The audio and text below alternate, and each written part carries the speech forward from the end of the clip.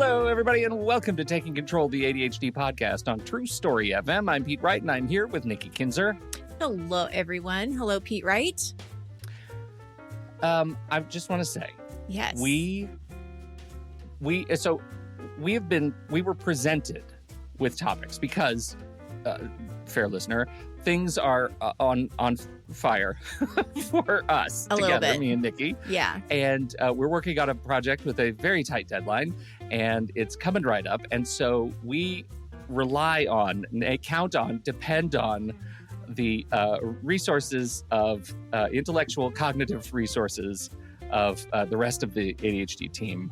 And Melissa has been an incredible producer behind the scenes, continuing to make the show happen. Yes. In spite of us. Because otherwise we would just be talking about random things. We'd be talking about The Expanse, I'm sure, because that's what's in front of me right now. Right, yeah. And so Melissa keeps a list of topics that we need to talk about and presented 3 of them. And I picked one that was really resonant for me, and you picked this one. And I do think it's perfect because we are talking today about what happens when your entire life is on fire. and the original joke was when everything everywhere all at once is on fire, what do you do now, right? Right. And so do you want to talk just briefly before we get started about why you're so inspired by this particular topic this week? Well, it's because it's all I've been thinking about.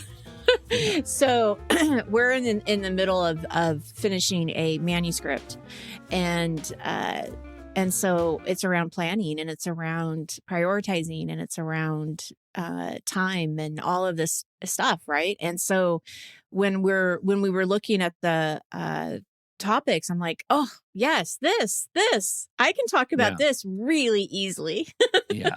And it's so relevant for everyone all the time. Like ours is just a little on fire right now because we have a strict deadline that's like next week.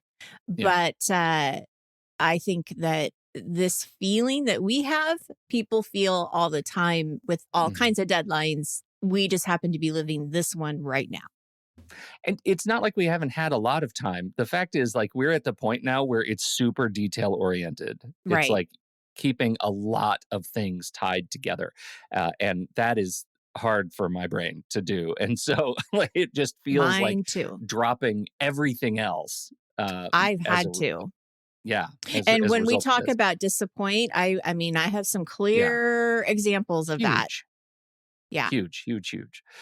So that's what we're going to talk about today. As usual, before we get started, we're going to head over to takecontroladhd.com and get to know us a little bit better. You can listen to the show on the website if you want, or subscribe to the mailing list, and we will send you an email each time a new episode is released. And, I say all that. You can listen to the website, or you can get it via email. But, hey, you know what? We're in podcast directories. Go find us in Spotify or Apple Podcasts, or my favorite podcast app, Overcast, if you're on iOS, or Pocket Casts if you're everywhere else. These are people who make great podcast apps, Overcast and Pocket Casts, and they deserve some attention too. So check them out in those directories or in those podcasts. If you listen to your podcasts in Apple Podcast, you deserve to evaluate some really great podcast apps because there are bespoke podcast apps that are fantastic and will level up your podcast listening experience. So I hope you do that. Anyway, you can also join us and chat with us in the ADHD Discord community. It is fantastic.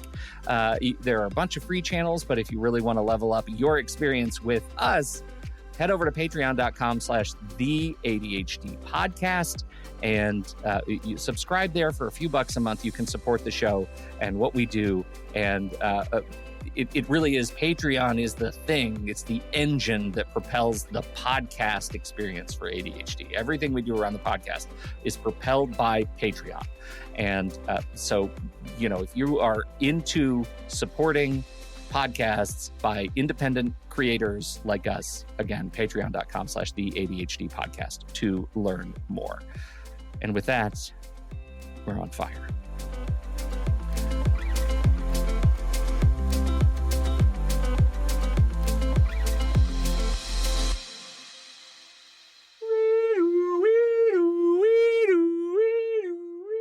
Nikki, we've got a 5-alarm productivity blaze. And we got to answer the call. Yeah, there's the sound effects. Yeah. That was great. I came with sound effects. You sure did. I didn't know what you were going to do. I thought you were We going had to to take like a break. holler at your dog. Or just burp or whatever. I I did this like, did hold not on a know. second, and then leaned away. And yeah, that's what happened. Yes. That's how strongly I feel about how on fire we are. And I just want to prepare you uh, because I have prepared a list of firefighting terms Yes. that I'm going to weave into our conversation There's today. a lot And of I'm metaphor very going on excited. here, Oh, so much. which is cool because people love that. So I have a feeling I'm going to learn a lot about fighting fires, like really, I didn't like even for real. intend it. Yeah, Yeah. right. Where do you want to start with what this, where, how this comes about? Okay, so let's see. Everything's on fire everywhere all at once. Now what? Okay, so this is that feeling of there's so much to do and I don't know where to start. It's so big. Everything is important. Everything is urgent. Everything is late. Um, I'm a terrible person. I should have done this a lot longer or a long time. I should have started this a long time ago. Um, this is my fault. Why do I keep doing this? This is frustrating. I'm going to go back to my bed and I'm going to go to sleep. Of course. That's my safe space. Yeah. Yeah. So those are a lot of emotions, a lot of heavy emotions going on at once when we look at our, and this is specifically around things to do, right? This is like all the stuff you have to do. So it's strong emotions around what we see when we look at our to-do list. When you're introduced to fight or flight, right? Those common amygdalic responses. There's a third one, which is fawn, right? Just to roll over and put your paws in the air, Right.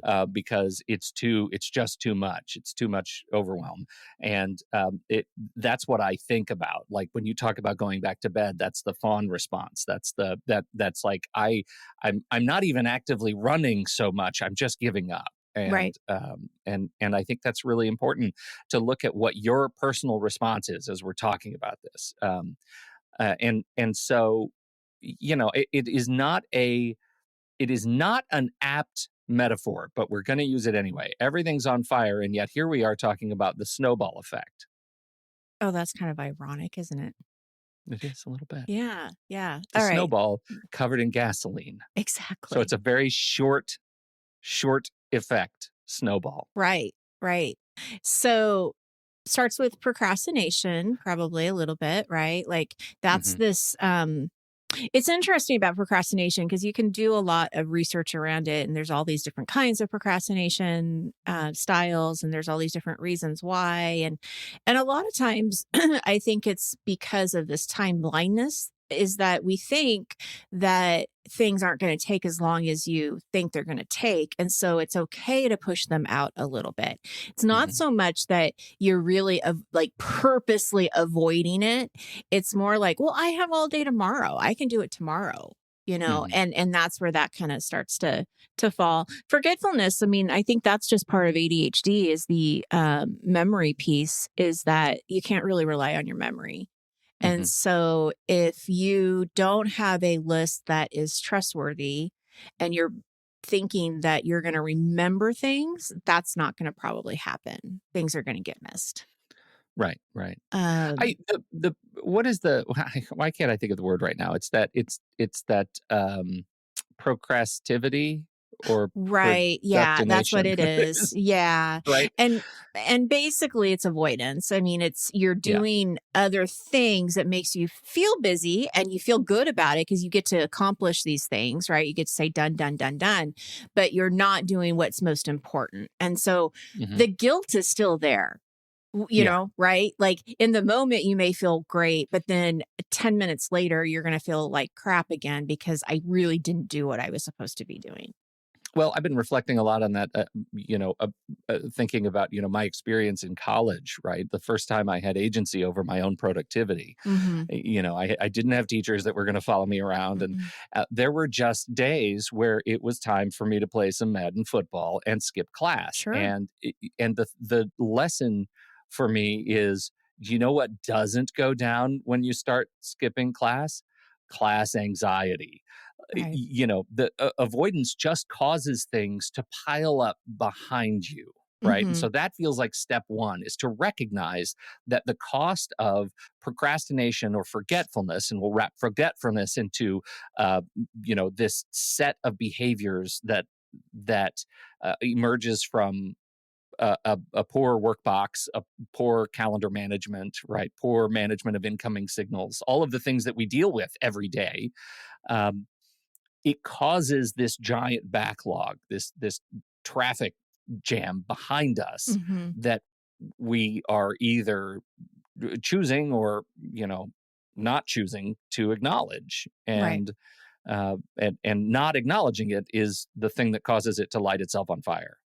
Absolutely. Well, and then there's more to the snowball effect, right? Because here you're already feeling on fire, and then there's this tendency to not want to say no, and so then something happens and there's extra work coming your way and you take it, or you go ahead and accept that someone is asked you to volunteer for something, so you're taking more on than you really have time for. And so now you're adding those things, which can also add a little bit of resentment, right? Because maybe you do want to do this, but you just don't have time, but you're doing it anyway, and it's frustrating. So that's something. And then of course you talked about the work box, which is that task management system that you have, and the calendar. So if you're not looking at those things, or you don't have one that's trustworthy, you really don't know how much time you have available. You really don't know if you can do something or not, right? And so and then on top of it, not only the ADHD distractions that happen, the internal and external that come to you every day, distractions in general, right? We're always distracted. And then you top on the ADHD, which makes it just 10 times worse. So there's a lot of things that can happen and go catch on fire. There's a lot of things that catch on fire. It's a three-alarm fire, Pete. What is that sound? Is that the sound that you started with? I can't remember. That was the opening sound. That was the opening sound. Yeah, okay. Yeah. Do you want to do that again? It's important to get the spatial effect, right? It's the passing, the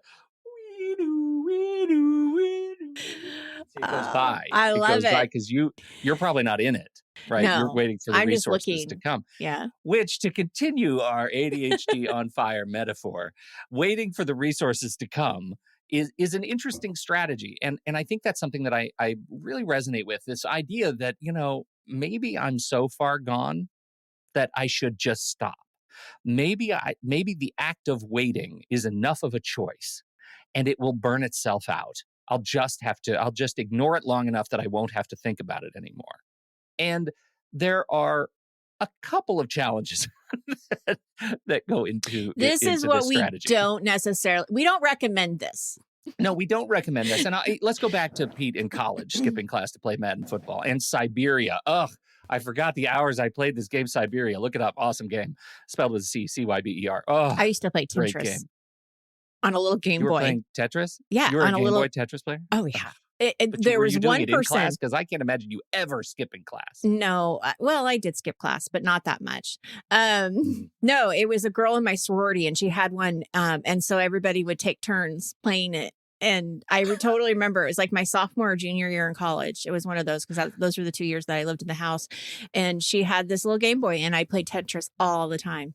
Addicted to it. I loved it. You are a gamer from the beginning. Old school. See, I know, I never thought I was, but I am. Yeah. I played Asteroids and Pac-Man on the Atari in the 80s. Joust. I'm totally aging myself. So anyway, back to the fire. Here's the thing that doesn't work. When I go back to Pete skipping class to play Siberia, the thing that is on fire is my participation in a thing that I'm paying for. Eventually my grade goes down, right? Eventually I struggle academically because I have chosen to fawn, right? To choose inaction over any action at all, to choose willful ignorance of the state of the world around me. And that's a hard lesson. That is a hard lesson to recover from. Yes. If you let that happen too much. And I think that's one of the reasons we want to talk about this, right? Is because talking about it is the central cure for what happens when things are on fire. It's like the central thing.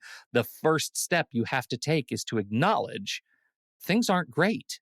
Yeah, And I then think talk about what's not great. yeah, acknowledge it and talk about it and know that there's a way to stop the fire. Yeah. It will go out. So we don't want to stay in that whatever you just said. When I referred it to going back to bed and falling, go back to bed and go to fawn. sleep. Fight, flight, or fawn. Oh yeah. I'm sorry. I thought you just said hold on. When you get in bed, Nikki, hold on. That's weird. I'm like, what? Okay. Anyway. I'm a little distracted this morning. The deal is this: what we're trying to get to is, what we. This is again, Melissa, in our notes prepared an entire litany of lessons learned from the Department of the Interior, and I am so here for it. The first step is suppression. When firefighters are battling wildfires across the U.S., they use a method called suppression when extinguishing fires. Here's the quote. Suppression involves extinguishing a wildfire, preventing or modifying the movement of unwanted fire, or managing a fire when it provides benefits like vegetation reduction or improved wildlife habitat. Firefighters control a fire spread by removing one of the three ingredients fire needs to burn: heat, oxygen, or fuel. Interesting. I know, things we learned from fighting fires. Now, the important piece here is to be able to talk about what is it specifically that's on fire in your productivity system. Whatever it is, we have to remove elements to simplify the scope of effect that the scope of awareness that you have. Because clearly, when you have too many elements, the scope is too big and you can't take it in, right? We need to narrow the field of view so that you can actually see the next thing. And when we're talking about overwhelm, it's usually because there are too many next things and we have failed to prioritize the most important. And I think this is a great opportunity to talk a little bit about the perils of persnickety prioritization. Oh, for No, sure. persnickety is not the word, but I needed alliteration there. I like it. Yeah. Okay. It works. Talk to me about prioritization, why it's so important. It's interesting because prioritizing it's such a difficult thing to do when you are looking at the whole fire, because you want to just get the fire out. And do you start on one corner or do you go, in the middle? Do you where do you start? And I think that's part of the issue that you were just explaining. And so prioritizing is a way to figure out how to start, but it's scary when you don't know how to make those decisions. And I think that that's what is happening, is the ADHD brain is so overwhelmed and so all over the place that it's hard to zero in on a decision. And so what I teach and what I talk to my clients about is that you have to have some kind of guideline to go back to ask yourself these questions so that you can at least get to a starting point. And the first one is always going to be the real deadline. Is there a real deadline to your projects or your tasks? And figure out what they are. Because if something is due tomorrow, it is always going to take priority over something that's due next week. It has to, right? Now, I'm not saying that you can't work on the thing that's due next week, but you got to make sure you get the thing that's done tomorrow. So we can start eliminating our choices. We can start not burning. We can start putting water on certain trees. So now it's less fire, right? So we've got that we can go back to. And then we also look at impact, because that's also important. What is the impact? Because if you don't have a real deadline, which a lot of things don't have real deadlines, right? A lot of things don't. So if you can't find the real deadline, we have to look at impact. And the impact is either going to be positive or negative. And it's either going to have a high or low impact on yourself and other people. And it can be a financial, it can be that ADHD tax that we talked about. It could be your reputation. It could be somebody is waiting for you to do their work, and until you get you have to get yours done first. All of these things. And if it has a high impact and it has a deadline, that's a priority. You got to make that a priority, whatever that is. You got to go look at your calendar and say, all right, well, when am I going to get this stuff done? which means that sometimes you have to disappoint people. Yeah. And sometimes Yeah. you have to reschedule things and postpone things to make sure that those high priority, high, real deadline, high impact things get done. Maybe maybe it doesn't have a deadline, but it's high impact. You want to make sure you get it done. So now you have to rearrange your schedule. So there's 3 points to it. But if you have a way to go to remember what we're talking about, then it doesn't feel like you don't have the firefighters with you. Like now you have firefighters with you. You have tools that you can start to burn. I keep wanting to say burn, but I know to keep, you are yeah, Hannibal's march to the sea. yeah. Now you have the sprayers to spray the fire. I am obviously not a All I firefighter. can think about is like, now you have the wee bottles of Windex that you are, those Exactly. little spray bottles. Whatever it is. I think that I think of the fire hose, the backyard fire hose. You have the hoses. Your Yes, hoses. Sprayers are not enough. Right. The thing that I go back to is making it super simple and making it something that you can do to rationalize your place in the world. And as much as there are so many mnemonics and acronyms and ways to remember strategies around prioritization, the simpler that you can, as simple as you can make the process, is as simple as it's going to be to get yourself out of it, right? If you have to remember too many steps, then you're not going to be able to do it, and you'll feel like freezing, fawning. You'll feel like giving up. And I do like Casey Dixon had, when she was on the show, she introduced us to her 5 Ds. We have 5 steps there: delete, delay, diminish, delegate, or disappoint. Those are the things that you're going to do in Casey Dixon's model to prioritize. For me, it goes along lines of yours. It's, what's the real deadline? What are the costs, either human costs or monetary costs, and who am I disappointing? And I have to weigh those things. And that allows me to build a list. In my case of skipping class, well, I'm damaging my own reputation because I'm not in class. It's probably at that point is a self-fulfilling shame, because I didn't want to walk into class embarrassed of having missed as much as I did, and feeling like it's an insurmountable feat to learn the stuff that I had missed because I was playing Siberia and Madden football. And you just explained my anxiety dream. Like, that's my dream, where I'm always unprepared because I didn't go to class. It is almost always it in some form. It was just a dream for you, Nikki. I know. I lived it. You lived it. It was my lived nightmare. Yeah. That was it, because you just once the overwhelm became such that it became easier to skip class than to go. Right? For some reason or another, it became easier to skip than to go. And it wasn't about Madden football. It wasn't about Siberia. No. It was about something in that class. Yeah.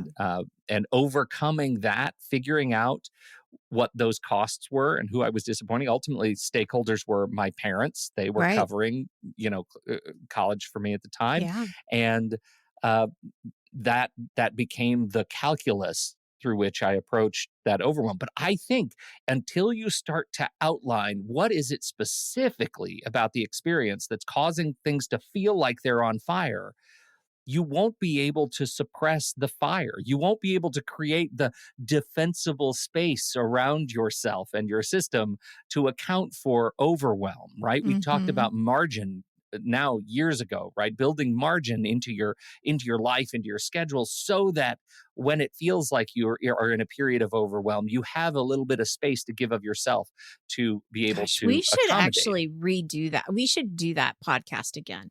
I would love for you to talk about that again. That was a long time ago, and I think it's such an important piece to what we're talking about. Credit to Sean Blanc, and I reached out to Sean at the time and asked him if he would join the show, and I think he was on sabbatical or something at the time. So maybe we could get him or somebody on his team to talk about it, because it's really important, and I think worth talking about again. In the case of our firefighting model, it really is. It's called defensible space, right? The area around a building where vegetation and other fire hazards have been reduced to slow spreading fire, right? That's margin. That's all we're talking about, is give ourselves time to account for the world on fire and being able to combat overwhelm. So Well, and I want to talk a little bit more about the disappointing piece, because I think that Okay. that's a really important part. So many of what I've witnessed is a lot of the things that are put on to-do lists are things that people think they should do. And they're things that they feel pressure to do. But when they go through the prioritization, they realize, okay, it probably isn't as important. It doesn't have this deadline. It's, the impact is medium, it probably could wait. And so once they start questioning it, they can start to eliminate. And part of that is disappointing, is that you have to decide, who are you willing to disappoint up front? And this is what our conversation was with Casey, and let them know right up front. And what you responded to her, which you probably don't remember, but you were like, that's like telling RSD, I've got this. Like, I'm in control of this. I'm going to take control of this before you get to be disappointed in me. I'm going to go ahead and disappoint you and let you know I can't do this right now, or this needs to be postponed. And in the fire that we're in right now, I've had to cancel monthly events that I do. I've had to let go of the GPS membership for 2 weeks, and Melissa has had to take it over for me. I don't want to do those things. I absolutely do not want to do those things. And it's disappointing. Don't want to cancel those things. No, not at all. Yeah. I mean, like, I want to be able to show up and be there and do my normal thing. Like, I want to show up the way I normally show up, but I couldn't do it. That's kind of where the beating heart of this episode is. It's like, we're at the point now where I think you are so resilient and such a role model of this behavior that we can sort of laugh about it and use all kinds of funny firefighting metaphors. But the truth is, we had to prioritize. Absolutely. Right? We had to say, for a short time, there is a real deadline, and we're going to have to disappoint some people and count on the resources of others. And that's the example of making a go of it. It's the example of Pete as an 18-year-old going into his professor that he's ghosted, who doesn't probably even know his name, and say, I screwed up and I need to just, at a bare minimum, pass this class. Help me prioritize. Help me figure out how to eat my losses at least a little bit and learn what you're trying to teach me. It's admitting that I've made choices and I now have to prioritize those against reality. I have to prioritize against reality no matter what. And I think that's what leads us back to normal. That's what leads us out of the fire. It's what leads us back to a state of calm, is being able to admit when things are out of control enough that you can fight it. Right. With the hoses. With the hoses and the sprayers. Whatever you got. Whatever you need. I think authorities would recommend not using Windex to fight a fire. This is not fire advice. No.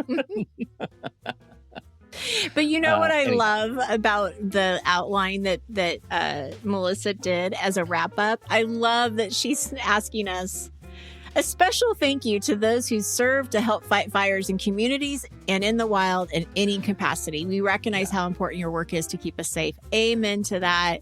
Yeah. I 100% agree. Those folks are first responders, and they are wonderful people, strong people, and we appreciate you very much. Is that what we have to contribute today? Is that it? Yeah, I think it's great. Oof, talk about airing of grievances. That was a lot today. Yeah. And we're still in the middle of it, so we'll see how it all comes. And we'll see how it all turns out. Yeah. Results may vary. Exactly. Do they have a book coming out or do they not? Right. I don't know. Is it real? We don't know at this point. Yeah.